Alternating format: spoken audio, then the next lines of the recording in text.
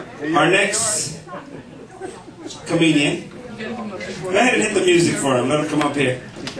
All the way from St. Cloud, Matthew Goodell.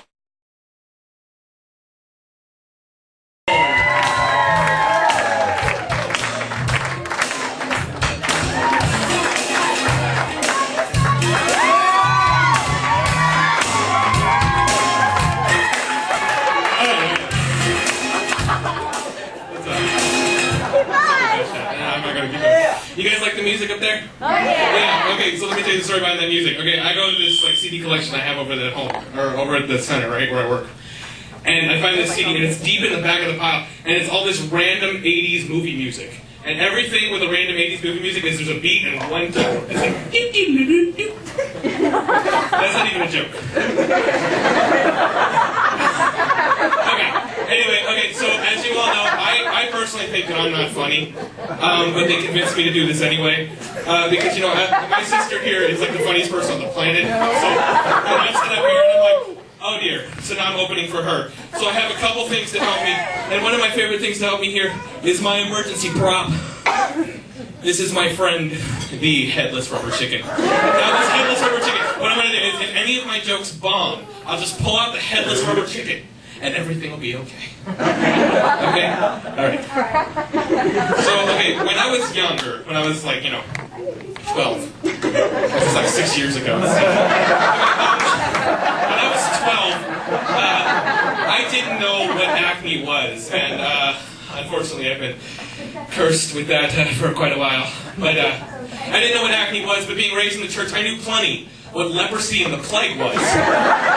So the very first time I get into the bathroom and I see a spot on my face, the first thing I think to myself is, oh God, what have I done? Oh God, why do I have leprosy? Oh God!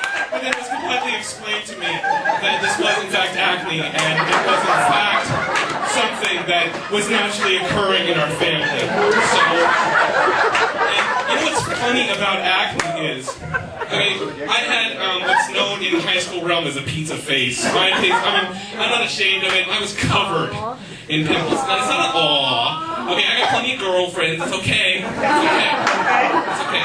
But when you have that kind of acne, it's really funny because everybody has a cure for you. Everybody.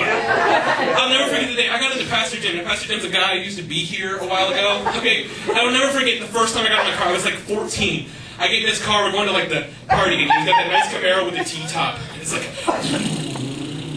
so how's school? School's good. It's good. So, what's your favorite subject? I like science. Science is nice.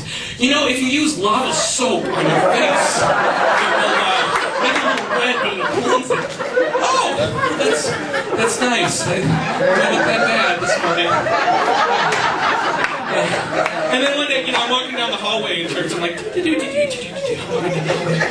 and all of a sudden, someone who I'm not going to name because I've been told not to name names, goes up to me and goes, Matthew, I don't want to be mean to you. And you're not by any means ugly, but proactive really works. Say the name! Say the name! But you know what, even that's okay, because that was when I was younger. No, it's alright, it's good. It's comedy, it's fun. It's fun. Okay. Now, this leads me to my other topic. Okay, now there's one person in this church who carries everything in her purse. Everything known to man.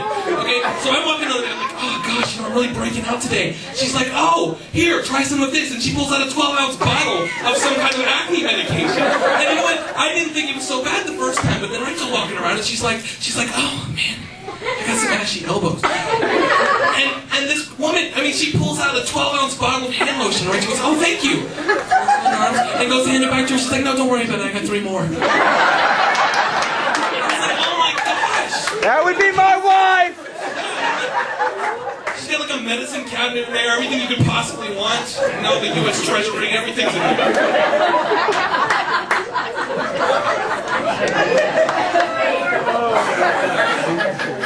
Okay, now here's my question. Have any of you ever seen Jackman MP Presents? Anybody? Yes. Okay, raise your hand if you've seen Jackman MP Presents. You know, Jack and his wonderful wife, Roxella. Alright, now I was 5 years old when I first discovered Jackman MP. And I was scared to death. The world is coming to an end in 2012. You will never, ever, ever see the light of day again if you do not know God. You have no idea. And then all of a sudden, out of nowhere, that's right, Jack! But Jesus knows you and he loves you! And I swear, I mean seriously, I was watching on a 62-inch screen and the glasses filled half the frame. Her eyes were this big. I mean, you can't believe how big her eyes were. I was devastated. I've never cried. I cried. I cried myself that I had dreams of her. She was the monster under my bed. Roxella MP.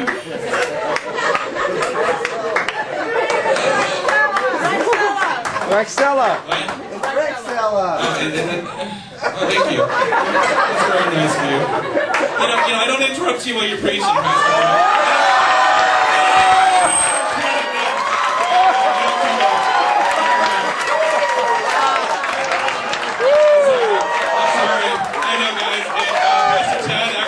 $10 to take a shot at Pastor.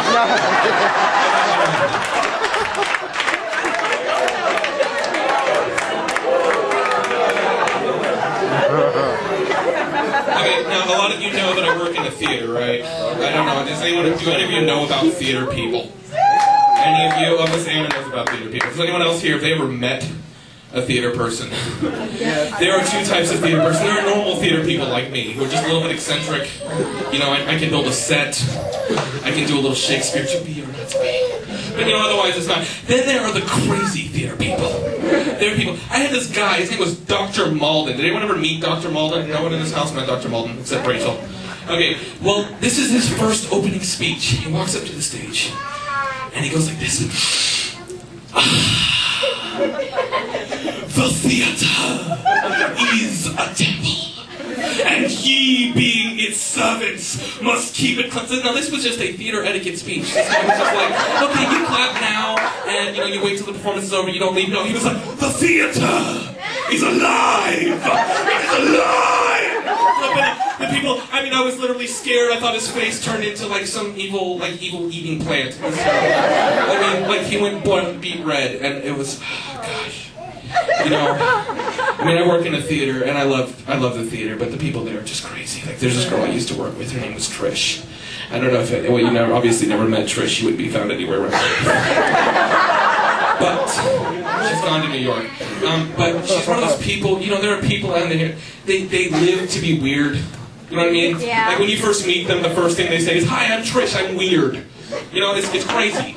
Okay, so I walk up to her one day and she's like, you know, I keep dead frogs in my purse. And I was like, and this is, I was using a saw at this time. It was an abrasion blade. You know, I don't know if you know what that is, but it's a saw that cuts metal.